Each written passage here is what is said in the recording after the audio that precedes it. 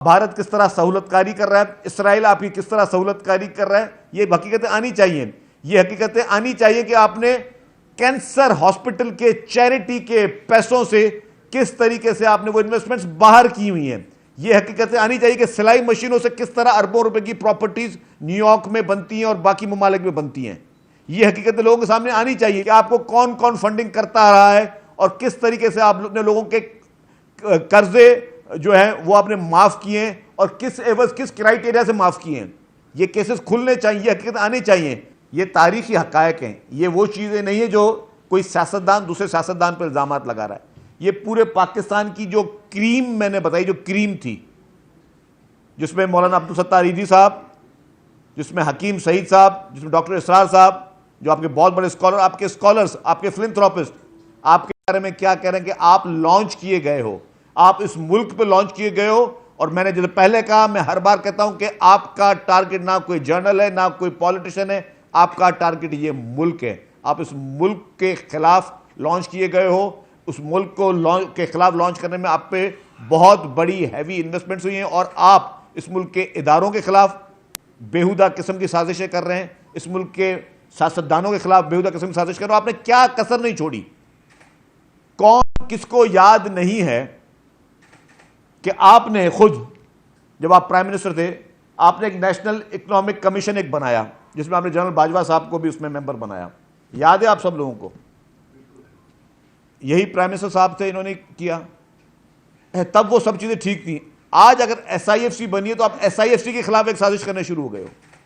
आज आपने social media पे पीटीआई के ऑफिशियल हैंडल्स में आप एसआईएफसी के खिलाफ एक साजिश करना शुरू हो गए कि एसआईएफसी इदारा गैर आईनी है, गैर कानूनी है, गलत इदारा है। मतलब फिर मैं बोलो, आपकी लड़ाई किससे, आप खुद तो बताएं ना। जब पाकिस्तान को आप डिफॉल्ट में लेकर के ऑलमोस्ट कंडीशन पर लेकर आ गए और आपने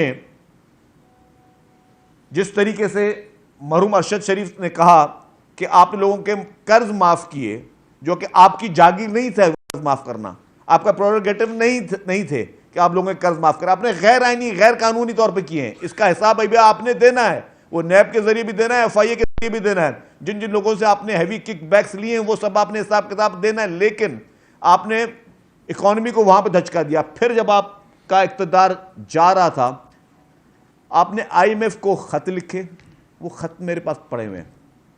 आपने इंटरनेशनली जिस तरह मलाइन करने की कोशिश की, फिर आपके खजाने के वजीर जो है आपस में कह रहे हैं कि जी हाँ आईएमएफ को हम खत लिखेंगे कि जी इसलिए नहीं करना चाहिए। तो आप चाह क्या रहे हो? आप ये चाह रहे हो कि पाकिस्तान डिफॉल्ट में जाए, पाकिस्तान में लोग आपस में लड़ाई करना शुरू कर दें, लोग आपस में डिवाइड होना शुरू कर दें, लोग इदारों के खिलाफ जो है वो आप एक नफरत अंगेज मुहिम में चला रहे हो। आप पाकिस्तान के हर हिस्से के खिलाफ आप नफरत अंगेज मुहिम चला रहे हो।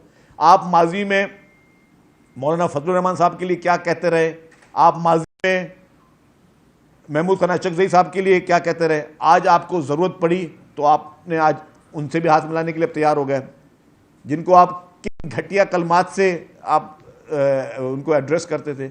आज आप उनको भी जो है अपने मकसद के लिए इस्तेमाल करने की कोशिश कर रहे हैं।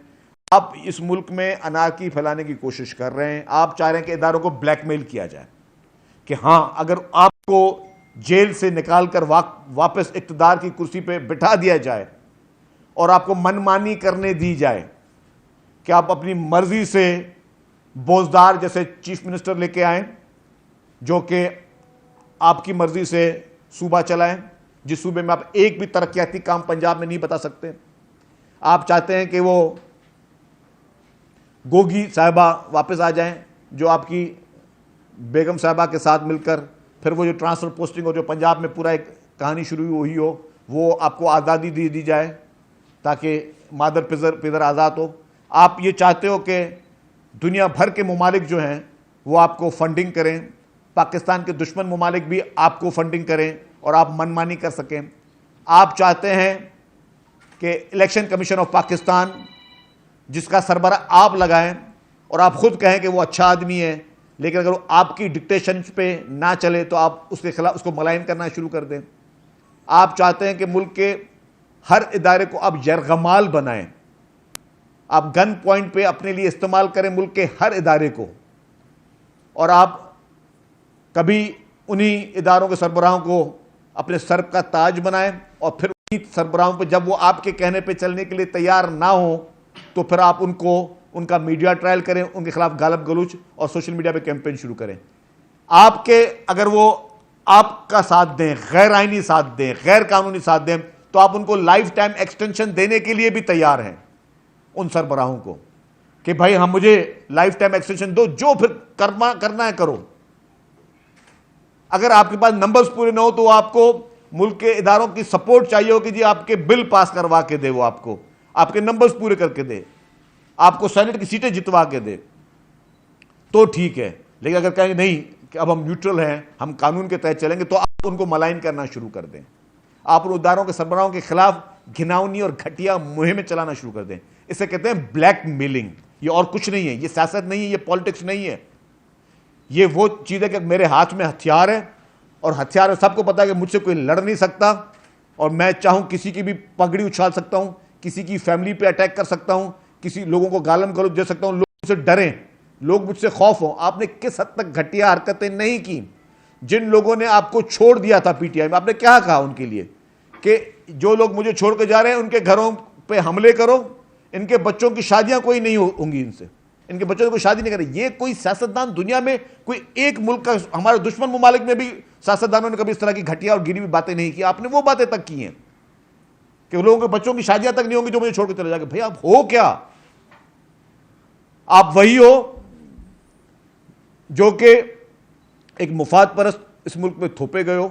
अनफॉर्चुनेटली आपको पहले पहचाना नहीं गया था, अब आपकी पहचान हर शख्स में, हर शख्स आपको जानता है कि आप एक मुफाद परस्त शख्स हो। आज आप अपने एक पॉपुलरिटी का एक पूरा वो एंजॉय कर रहे हो कि आप पॉपुलर हो। यस, आप पॉपुलर भले हो गए, लेकिन आप झूठ बोल के पॉपुलर हुए हो, आप लोगों को गुमराह करके पॉपुलर हुए हो, आप सोशल मीडिया का मिसयूज करके पॉपुलर हुए हो। लोगों को वो हकीकतें नहीं पता है। ये हकीकतें अब रोज आनी चाहिए कि आपके बारे में, आपकी भारत किस तरह सहूलतकारी कर रहा है, इसराइल आपकी किस तरह सहूलतकारी कर रहा है, ये हकीकतें आनी चाहिए। ये हकीकतें आनी चाहिए कि आपने कैंसर हॉस्पिटल के चैरिटी के पैसों से किस तरीके से आपने वो इन्वेस्टमेंट्स बाहर की हुई हैं। ये हकीकतें आनी चाहिए कि सिलाई मशीनों से किस तरह अरबों रुपए की प्रॉपर्टीज न्यूयॉर्क में बनती हैं और बाकी ममालिक में बनती हैं। ये हकीकतें लोगों के सामने आनी चाहिए। हकीकतें लोगों के सामने आनी चाहिए कि आपको कौन कौन फंडिंग करता रहा है और किस तरीके से आपने लोगों के कर्जे जो है वो आपने माफ किए और किस एवज, किस क्राइटेरिया से माफ किए हैं। ये केसेस खुलने चाहिए, ये हकीकत आने चाहिए। बाकी आप आज 1971 की पे लोगों को लेके जाना चाहते हो कि आज की नौजवान नस्ल को ले जाऊं कि 1971 में क्या हुआ था। 1971 में जो एक अफसोसनाक वाकया हुआ था, पूरी कौम उस पर अफसरदा है। उसके गलत हकायक पेश करके आप शौदाओं की फैमिलीज को आप अफसरदा कर रहे हैं, उसके गलत किस्म के हकायक पैदा करके लोगों को मिसगाइड करें और आपने मिसगाइड करते हुए आए हैं। आपका भी कम कसूर उन लोगों का भी जो आपके इस पूरे झोंसे में आप भी आते हैं, जिन लोगों को पता भी है कि आपकी हकीकत क्या है, फिर भी आपके झूठ में लोग आ जाते हैं। और अगर सोशल मीडिया पे अगर किसी के पास कोई पावर है और अगर उसको कोई बाहर उसके लिए लॉबिंग फर्म्स काम कर रही हैं, तो ये इस तरह की चीज़ें करना कोई बहुत बड़ी बात नहीं है। इस तरीके के बहुत सारे ऑर्गेनाइजेशन पूरी दुनिया में पहले बन चुकी हैं, लेकिन हर चीज़ का एक टाइम होता है और आपका भी ये जो टाइम है इंशाअल्लाह ताला कानून के दायरे में रहकर ये टाइम भी पूरा होगा, आइन के दायरे में रह के पूरा होगा। आपने जुडिशरी के ख़िलाफ़ जिस तरीके से कलमात पहले बोले हैं, किसी से छुपे नहीं हैं।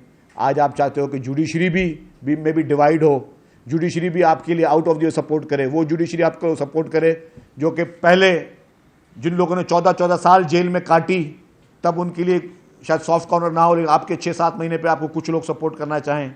आप वहाँ भी आउट ऑफ दी वे चाहते हो कि आपको सपोर्ट मिले कि 14-14 साल मोहतरम आसिफ अली जरदारी साहब जेल में रहे, किसी को कोई इंसाफ नज़र नहीं आया, किसी को कोई ज़्यादती नज़र नहीं आई। मासूम बच्चे शहीद मोहतरमा बेनज़ीर भुट्टो साहिबा के साथ जेल में मिलने जाते थे, किसी को कोई इंसाफ नज़र नहीं आया। इसके तो बच्चे भी इससे मिलने जेल में नहीं आते, लेकिन उनके मासूम बच्चे जाते थे जेल में मिलने के लिए। बीबी शहीद गोद में लेकर बच्चे लेके जाती थी अपने बाप से मिलाने के लिए, उस वक्त किसी को जुल्म नज़र नहीं आया। 2 हुकूमतें मोहतरमा बेनज़ीर भुट्टो शहीद की ख़त्म की गई, इलीगल गैर कानूनी तौर पर ख़त्म की गई, तब किसी को इंसाफ नज़र नहीं आया कि क्या इंसाफ होना चाहिए। इस मुल्क के एटमी ताकत के कायद, कॉन्स्टिट्यूशन के कायद शहीद जुल्फकार अली भुट्टो को, कायद अवाम को गैर आईनी, गैर कानूनी तौर पर अदालती कत्ल किया गया, तब किसी को उस वक्त ये सॉफ्ट कॉर्नर नजर नहीं आया कि हमने उस मुल्क के साथ क्या कर लिया। किसी को यह एहसास है कि आज अगर शहीद जुल्फकार अली भुट्टो साहब होते तो इस मुल्क की तकदीर क्या होती, क्या ये मुल्क उस वक्त किस नहज पे जा रहा था, आज किस नहज पे आ गया है। आज हम अगर शहीद जुल्फकार अली भुट्टो का जिक्र करते हैं तो हम उनके 10 कारनामे बताते हैं। शहीद मोहतरमा बेनज़ीर भुट्टो के साहबा के दौर का जिक्र करते हैं, 10 कारनामे बताते हैं। मोहतरम आसिफ अली ज़रदारी साहब के 5 साल पहले के उसका जिक्र करते हैं तो 10 कारनामे बताते हैं। इमरान खान के 3.5 साल का कोई एक कारनामा है किसी के पास जो बता सके मुझे? पूरे पाकिस्तान में कोई एक कारनामा बता सकता है क्योंकि इस शख्स ने कोई एक अच्छा काम नहीं किया हो, सिवाय ये कि बन्नी गाला से प्राइम मिनिस्टर हेलीकॉप्टर में दिन में 10 दफ़ा आ जाता है, उसके अलावा और कोई कारनामा बता सकता है? या जो काले जादू की हिस्ट्रियाँ मशहूर हैं बन्नी गाला में, उसके अलावा और कोई कारनामा बता सकता है? कोई एक कारनामा किसी के पास नहीं है। लीडर ऐसे नहीं होते, लीडरों को मुल्क के लिए जान के नजराने देने पड़ते हैं।